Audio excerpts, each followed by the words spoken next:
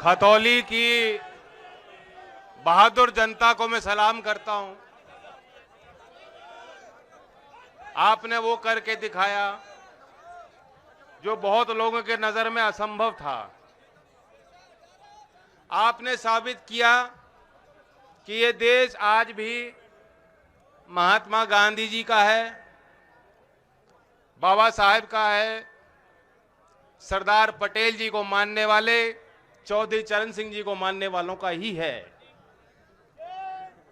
आपने ये साबित किया कि रिक्शा चलाने वाले लोग, बैसा बुग्गी चलाने वाले लोग, ट्रैक्टर, खुरपी, हल और नल चलाने वाले लोगों का यही देश है। ये देश हमारा है।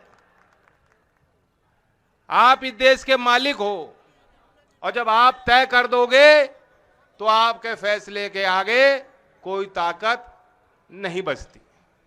इन्होंने आज के भाईचारा जिंदाबाद कार्यक्रम को लेकर भी इनको कुछ दिक्कत थी। सुनने में तो आया, रोकने की भी कोशिश की। सरकार के ये लोग अभी तक आपको समझ ही नहीं पाए। आप हमें छेड़ो मत, हो सकता खुद ही रुक जाएं, और टोकोगे रोकोगे तो किसी के रुकने से ना रुकें। जैसे मदन ने कहा, बात अंगारे की कौन ख्याल रखेगा, बात तो चिंगारी की है। वो चिंगारी जिंदा है।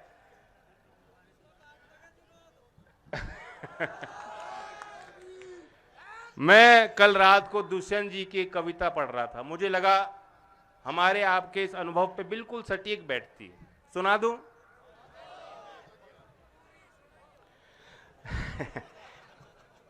फिर धीरे धीरे यहां का मौसम बदलने लगा है। वातावरण सो रहा था, अब आंख मलने लगा है। हमको पता भी नहीं था वो आग ठंडी पड़ी थी जिस आग पर आज पानी सहसा उबलने लगा है। जो आदमी मर चुके थे मौजूद हैं इस सभा में। हर एक सच कल्पना से आगे निकलने लगा है। ये घोषणा हो चुकी है, मेला लगेगा यहाँ पर। हर आदमी घर पहुंचकर कपड़े बदलने लगा है। बातें बहुत हो रही हैं मारे तुम्हारे विषय में। जो रास्तों में खड़ा था पर्वत पिघलने लगा है।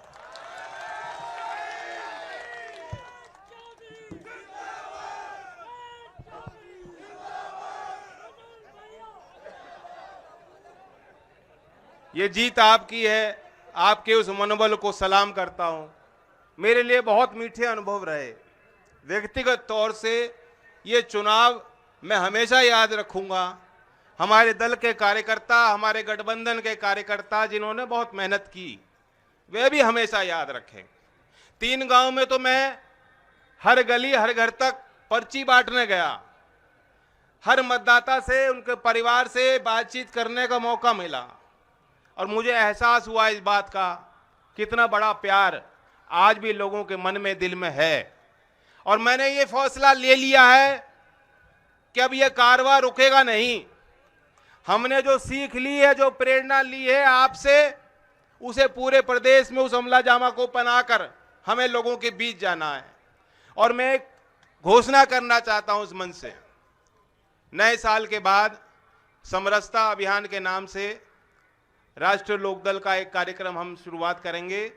और मेरा लक्ष्य है कि इस एक साल में 2023 के वर्ष में 1500 छोटे मोटे बड़े गांवों में मैं खुद जाऊंगा, डोर टू डोर जाना पड़े जाऊंगा। हर तीसरे दिन में कार्यक्रम होंगे और हर दिन 10 से 15 गांव में बैठक होंगी जहां आपको भी अपनी बात रखने का अवसर मिलेगा। इतने ऐसे गांव हैं जहां कभी चौधरी अजीत सिंह जी नहीं जा पाए, उनसे पहले चौधरी चरण सिंह जी के पांव गांव में नहीं लगे होंगे, लेकिन आज भी घरों के अंदर आपने चौधरी चरण सिंह जी को सजा के रखा है, दिलों में सजा के रखा है। कितना बड़ा आशीर्वाद, कितनी बड़ी पूंजी है।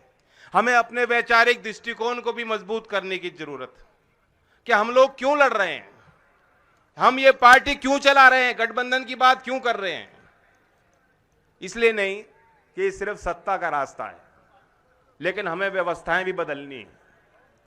जो चौधरी चरण सिंह जी के सपनों का भारत था, जो उन्होंने कल्पना देखी थी, जो सपने देखे थे, आज वाकई हम लोग बहुत कमजोर हैं। उस रास्ते से तो बहुत दूर चले गए।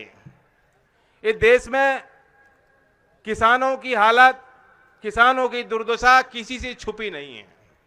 उत्तर प्रदेश में इन्होंने 2019 के बाद आंकड़े छापने बंद कर दिए, लेकिन जो सरकारी एनएसओ की आखिरी रिपोर्ट थी उसके अनुसार उत्तर प्रदेश के औसतन किसान परिवार की सालाना इनकम आय 8,061 रुपए, 8,061 रुपए मासिक आय है। माफ कीजिएगा, साधारण सामान्य किसान परिवार की, एक आदमी के नहीं, पूरे परिवार की। अब 8,000 रुपए में कैसे वो गुजारा कर रहा है, कैसे खर्चे कैसे मीट कर पा रहा है। और ये तो आपकी रोज की जिंदगी है।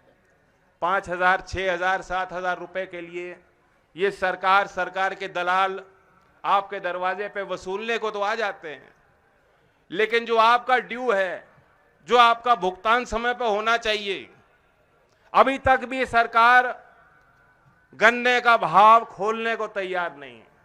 लेकिन आपने इनके सरकारी पजामे का नाड़ा खोल दिया।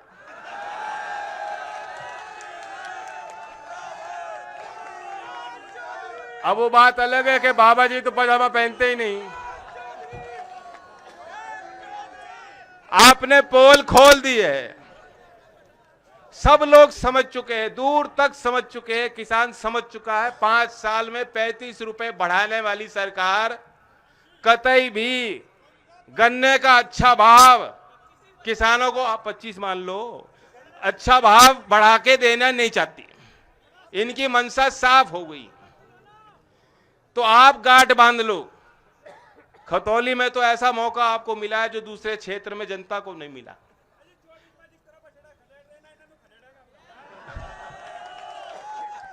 बछड़ों के झुंड हो गए। अब इतना आसान काम नहीं रहा। ये इनके झुंड यहां भी आए थे, आपने यहां से तो खदेड़ दिए।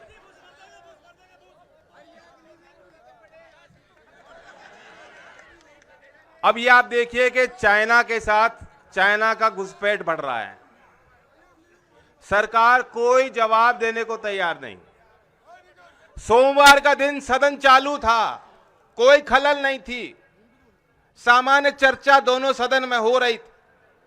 मैं भी राज्यसभा में बैठा था, हम लोगों को जानकारी नहीं थी, लेकिन मीडिया वालों ने जब बताया कि इस तरह से हमले हो रहे हैं, मुकाबला हमारे सैनिक कर रहे हैं, सरकार की जिम्मेदारी बनती थी कि जब सदन का सत्र चालू था तो देश की उस पंचायत में, उस पवित्र जगह पे, उस सदन में उनको जवाब देना चाहिए था। पहले जानकारी सदन को मिलनी चाहिए।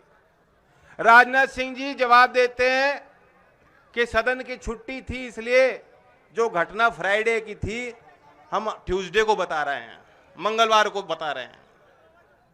ये कोई बहाना नहीं। हम देश की सुरक्षा के साथ कोई समझौता नहीं कर सकते। हमारे बच्चे वहां तैनात हैं।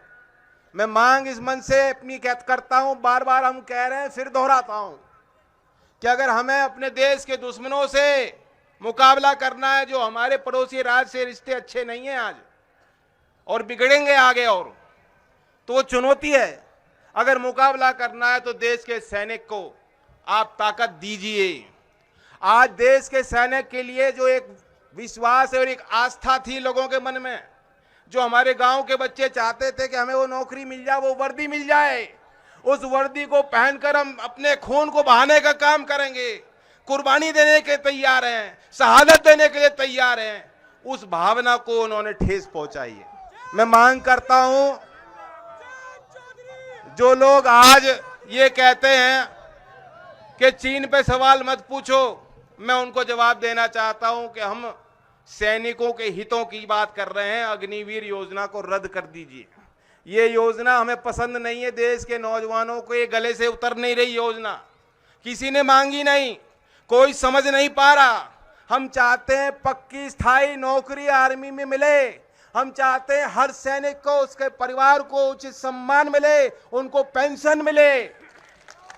जो सरकार ये कहती है कि सैनिक को पेंशन देने के लिए हमारे पास पैसे नहीं हैं, वो देश के नए पार्लियामेंट पे पैसा क्यों खर्च करती है?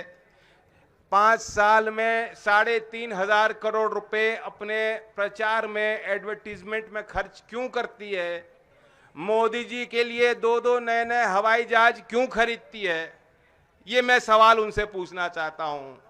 और एक मशहूर कवि ने कहा था ना कि तू इधर उधर की ना बात कर, मुझे बता ये कारवा क्यों लूटा, मुझे बता ये कारवा क्यों लूटा।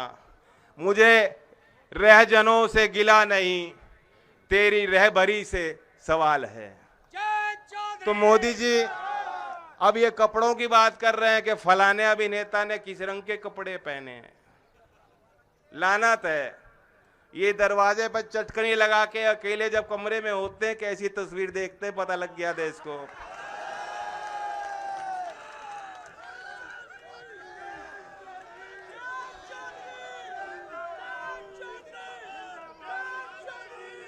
तो इधर उधर की बात ना करो, समय पे नौकरी दो नौजवानों को, समय पे किसानों को भाव दो। जो हमारे मजदूर भाई मजदूरी मांगते हैं, नरेगा योजना ठप पड़ी है, सरकार उसका बजट में कटौती करती है, उस योजना को बढ़ाया जाए। शहरी क्षेत्र में जो लोग मजदूरी मांगते हैं उनके लिए योजना बनाई जाए। हमारे गांव में पेंशन बंद हो गई, हमारे शिक्षण संस्थान से जुड़े बच्चे बता देंगे स्कॉलरशिप बंद पड़ी हैं। अभी मौलाना आजाद फेलोशिप के नाम पे विज्ञान के क्षेत्र में जो हमारे माइनॉरिटी के बच्चे पढ़ रहे थे, उस योजना को सरकार ने बंद कर दिया, कैंची चला दी। तमाम ऐसी बातें हैं, ऐसे मुद्दे हैं जिनको लेकर हम अब से लेकर 2024 तक जनता के बीच रहेंगे। मैं धन्यवाद देता हूं कि आपने जिस तरह से जो प्यार दिया और चुनाव बाद भी पूरा दबाव सहन किया। खानपुर की चर्चा भी मेरे पास है, एक आध प्रतिष्ठानों पे जो उन्होंने छापे मारे वो भी जानकारी हम पे है। कोई चिंता करने की बात नहीं है, किसी के साथ अन्याय होने वाला नहीं है। 23 तारीख चौधरी चरण सिंह जी की जयंती है। मैं आप सबको न्योता देता हूं, जो आ सकें किसान घाट पे, भरतपुर पे और अपने गांव में उसको मनाने का काम करें। धन्यवाद। जय हिंद, जय भारत। प्रमोद त्यागी जी से अनुरोध करता हूं, समाजवादी पार्टी के जिला अध्यक्ष हैं।